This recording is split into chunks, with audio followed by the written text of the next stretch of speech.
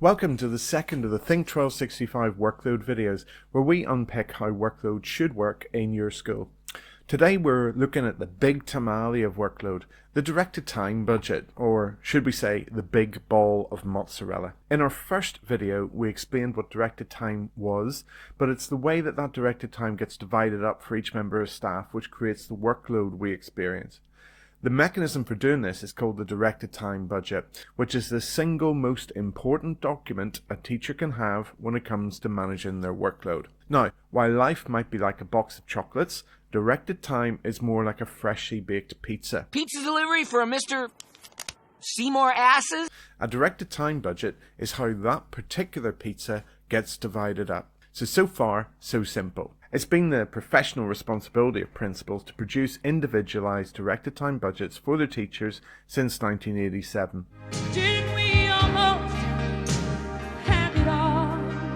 To date, there's no contractual obligation on principals to buy staff pizza on a regular basis, which is indicative of the dismissive attitude senior leaders have towards our work pizza balance. Each slice of pizza the principal cuts represents a chunk of hours from each teacher's annual directed time.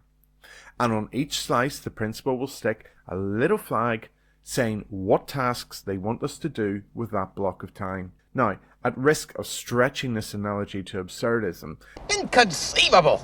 imagine all the different workload tasks in a school are hungry mouths that the principal has to use that pizza to feed.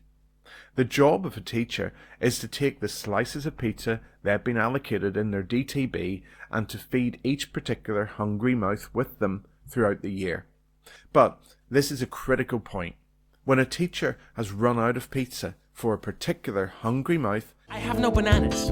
I have no bananas.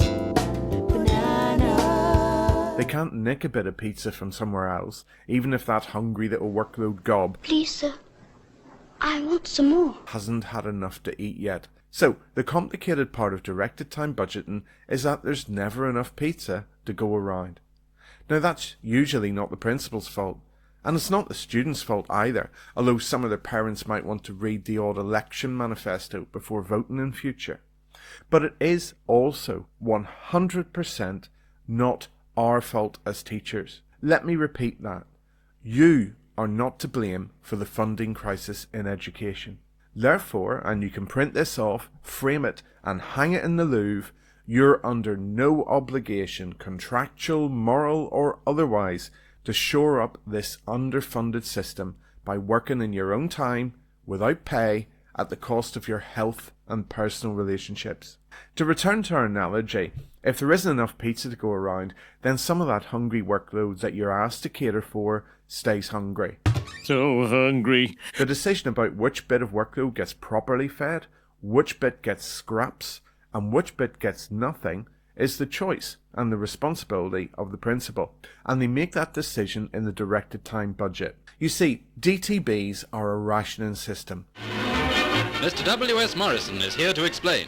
They divide up a limited resource, in our case teachers' time, in an attempt to make the maximum impact from the resource available. So let's start chopping this pizza up and see what a simple DTB looks like. Here's our pizza, and it represents the 1265 hours you could be directed to work as a teacher in Northern Ireland. The biggest slice is usually reserved for your contact hours, so the principal will look at your weekly contact time and your teaching weeks and multiply these together. Now, contact hours are any activity you're directed to do which requires actually engaging with students, Time for a surprise quiz? Well, that's not what I was going to say, but it's a good idea. other than simple supervision or taking a register. Well, there goes Christmas dinner. So, while taking a register is supervision, checking uniform, homework diaries, collecting notes, dealing with pastoral issues and delivering PSE is contact time. Wandering round an examination hall is supervision, but taking a revision class for an examination is contact. This distinction is important because contact time is considerably more physically, emotionally and intellectually demanding than the rest of our professional duties. Therefore, contact hours are strictly capped. For post-primary teachers, you can't be directed to be available for contact time for more than 23.5 hours a week. For primary and special colleagues, this rises to 25 hours a week. I've literally no idea why these are different. Hey, how about a little less questions and a little more shut the hell up? Back to our pizza. Let's go for a full-on 23.5-hour post-primary maximum contact. The numbers all go to 11. Look, right across the board. 23.5 hours for 37 weeks is just under 870 hours.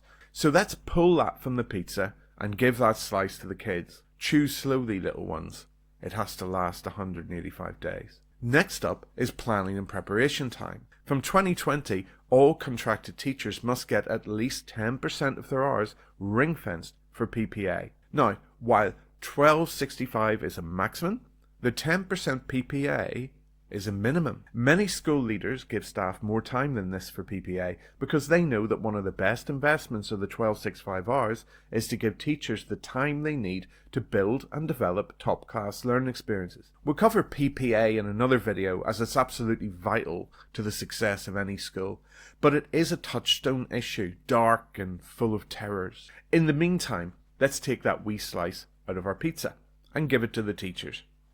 Now, we've managed to feed the hungry teacher timetable, and we've thrown something at the voracious appetite of planning, preparation and assessment of lessons. That leaves one modest slice of pizza left, around 21% of the whole if you're post-primary, or just 17% if you're in the primary or special sector. All of the other hungry professional duties that your principal wants you to do have to be fed by this little scrag end of pizza. Training, meetings, professional communications, including calling parents and handling emails, longer term planning, marking exams, meetings, marking coursework, moderation, PRSD, early professional development, risk assessment, bus duty, more meetings, setting up your classroom each day, parent-teacher conferences, open day, staff development days, uploading data, report writing, meetings. All of these have to come out of that little slice of remaining time. These are hungry tasks, and there's no way you can feed them all with what's left of your pizza.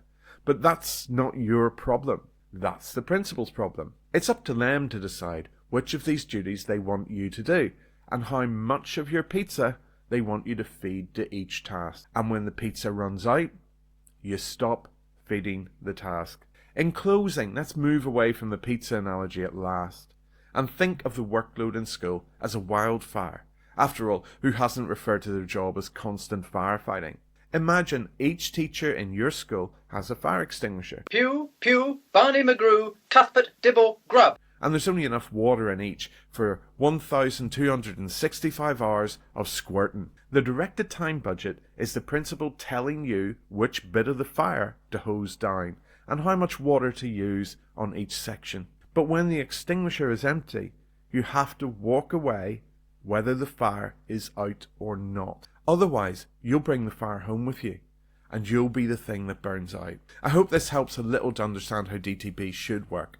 Next up, we'll look at how to put one together using the excellent EA DTB template, and what things need to be on your directed time budget. Now, I'm off to order a pizza now. Pizza delivery for Icy Wiener. So Brian out.